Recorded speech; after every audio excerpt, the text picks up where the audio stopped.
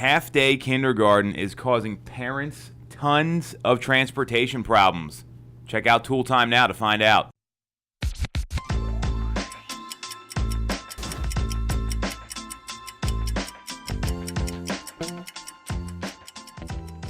This is Toole Time. I am Tom Toole. She is Jess Lion. We've got a couple real interesting topics to go over today, and why don't we just jump right in? And one of the things I've kind of seen, it's affected me personally, but also people all over the greater Philadelphia area, is half-day kindergarten and the school districts closing down or not cooperating with like the enrichment, the aftercare, the before care.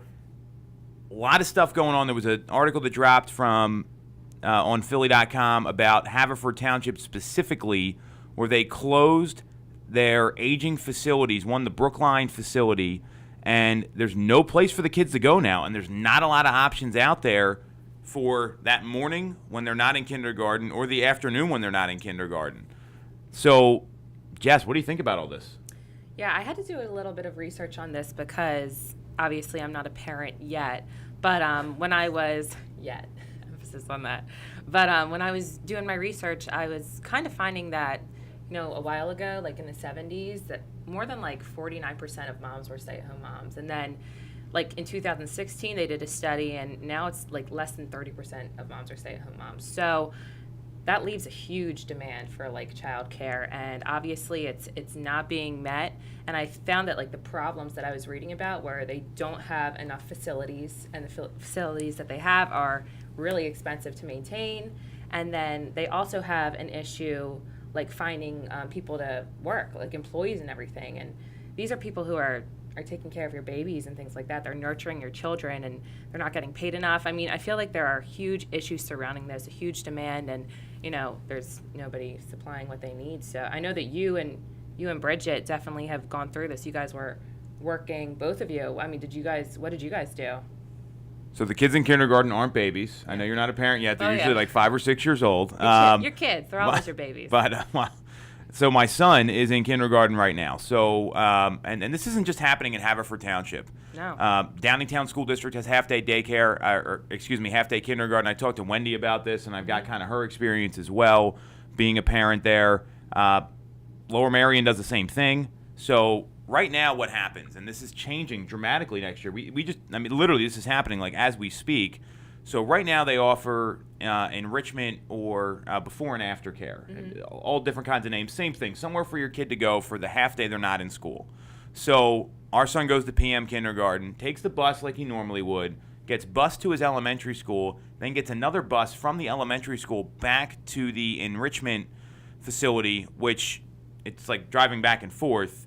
And the school district and the enrichment facility, this one's MELC, so Montgomery County Early Learning Center, the MELC has to pay for the bus from the school district. Okay. So that's not happening next year.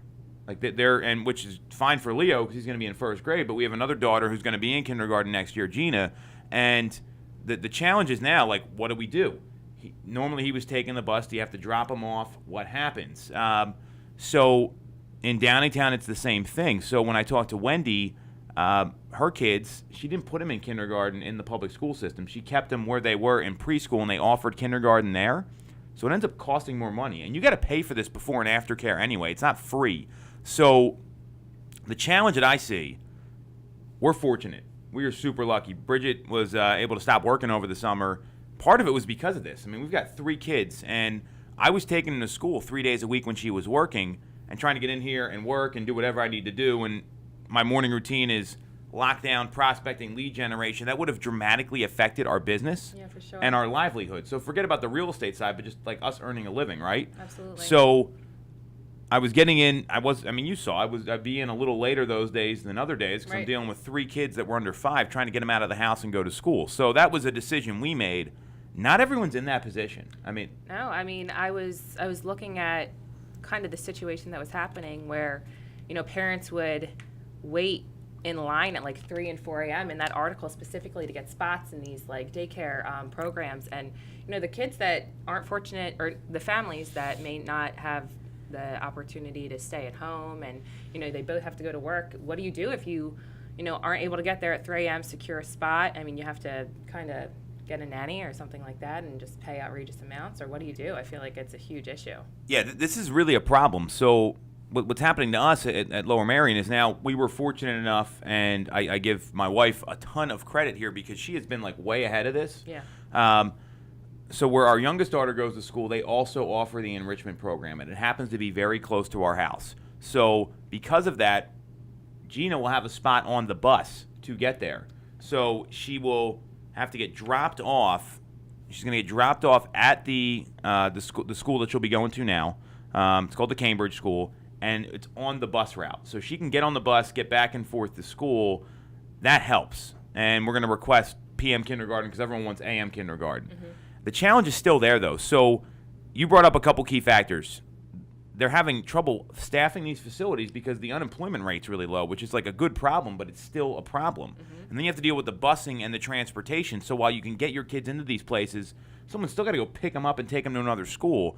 So, in terms of what districts should be doing, more of the districts are half day than full day. I mean, that there's no question about that in our local marketplace here right outside of Philadelphia in the greater Philadelphia area. So I think the challenge here for parents is they need to either find other schools to take their kids. You're going to maybe see enrollment drop in normal kindergarten, and people rather pay for it because they have to go to work. But it's either adding cost or adding hassle. I mean, this is a major, major issue happening right now. Yeah, I don't think you can be on opposite sides of the fence on this. I feel like it's an issue, and I don't know how to fix it. But I mean, that sounds like a good solution. But well, I mean that's what I would suggest. Having been through this, is that's where you got to get involved with like the school district. I mean, you're a taxpayer in these townships and municipalities, boroughs, whatever. So you got to get involved with your school district and make some noise, because if you don't, you're going to have this problem. We found out via email like 2 weeks ago that this was going on with the busing stopping from MELC to our son's elementary school, and it was a big shock. And Bridget calls me flipping out, which that's not an unusual occurrence, but it's more of like we had an issue we had to deal with. So if you don't let the school district know you've got a problem with this, it's going to become a problem. And we've seen like moms on like Facebook groups, they're asking, where are we going to send our kids? What are we going to do? And a lot of people don't have a plan or weren't ahead of it enough. And we're fortunate that the one school is on the same bus route, because if it wasn't, they'd ask to make sure if there was room on the bus. So there's like another complication there. You don't have the transportation. Crazy. Yeah. So the best thing I would say to all the parents out there is, and we've had, everyone has their issues with schools or whatever. I'm not here to give you advice on that. But if you've got a problem with this or this is affecting you, you need to get in touch with the people at your local school district. Get in touch with your congressman. Get in touch with the people that are making decisions about funding, because a lot of this is either coming down to money or staff. And it's all kind of the same problem where, again, what's happening this year isn't going to happen next year. So major issue going on in the marketplace right Absolutely. now. I mean, I don't really have a lot of solutions here. I hope parents can find out, the right care for their kids, and that certainly is really stressful. Absolutely. They're just going to have to speak up, get it done themselves. Well, and I give credit to the people at Philly.com who wrote the article here, because, I know about this being a parent, but not everyone else. I mean, it sounds like you had no idea this was going on. No, I didn't have a clue, but what if other parents didn't have a clue that it was going on?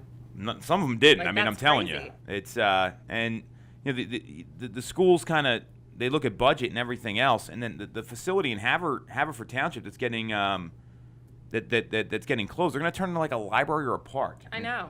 That doesn't help anybody. Absolutely so, not. Local politics tend to be the worst politics to deal with, and I am not political in a lot of ways, but go make some noise with your local reps. That's what they're there for. Yeah, you got to get into it, get your hands dirty a little bit. So I guess we can agree to agree on that one, Jess, We're right? agreeing. All right. Let's get something a little more controversial, get some back and forth going. So got this from my good friend Jay Pitts in Louisville, Kentucky, runs a large team out there, and I know he's talked about this with some of his agents and on his team and some of the people that he works with. So is voicemail dead, and is text messaging killing communication? I love this topic. Your thoughts? My thoughts. I feel like voicemail is dying. If I call you and I'm just not going to leave a voicemail if you don't pick up. Some of the time, if it's a very important matter, I will. But I'm going to text you immediately so you have the message in front of your face. I feel like it's just easier. I feel like a lot of people have been running into issues with voicemail. I mean, me in particular, it takes forever to transcribe. It takes like forever to load it and you can't hear it right away. If you shoot me a text, I'll be able to see it. I'll know what message you were trying to get across and I can get back to you.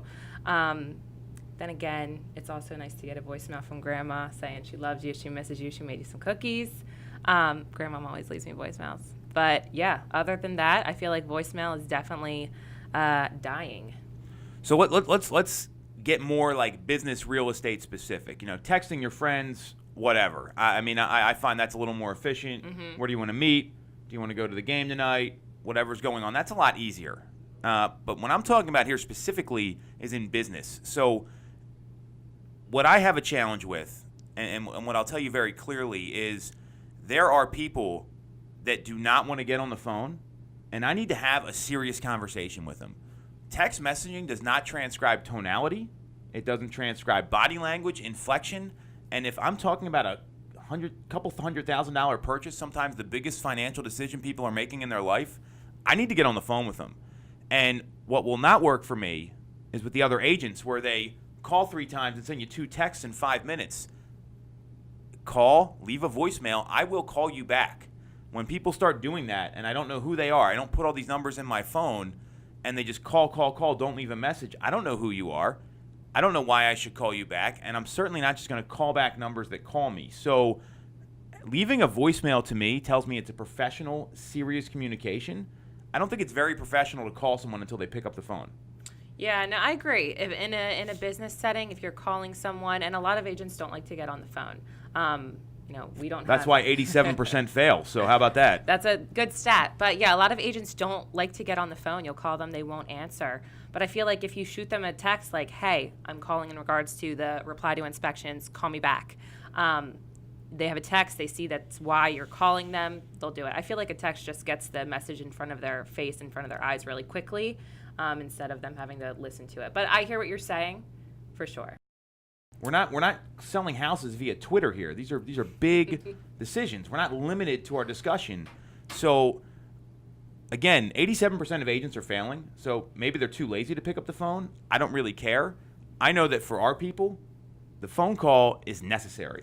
I feel like a text is the lead into a phone call. I don't think like if you should be texting and negotiating a whole deal via text, you know what I mean? Like we're countering at this, or we want your sellers to do this. I feel like a text message should be more about, call me so we can talk about this, not really negotiating or doing the business over text message. Why can't you call and try to get them on the phone in the first place? Because they don't answer. And then leave a voicemail, and then when they're available, they call you back. Like, do you have to send them the message right away via text? Right now, and I've got an iPhone, right? It transcribes the voicemails. You can get a Google Voice number that will transcribe the voicemail better than the iPhone. So, and then you can hear, again, is there a heightened sense of urgency? There's a lot more to communication than just the words you say. I agree with you. I feel like a text just gets, we're on opposite sides of the fence here. I think a text gets the message in front of them, and then you could talk about it when you do get them on the phone. So let's say you get an email from a client. You're going to text them and say, hey, let's talk, or are you actually just going to reach out to them and call them in the first place? No, you call them. Absolutely, you call them. I'm saying a text message is a quick means to say, like, call me real quick so we can talk about this.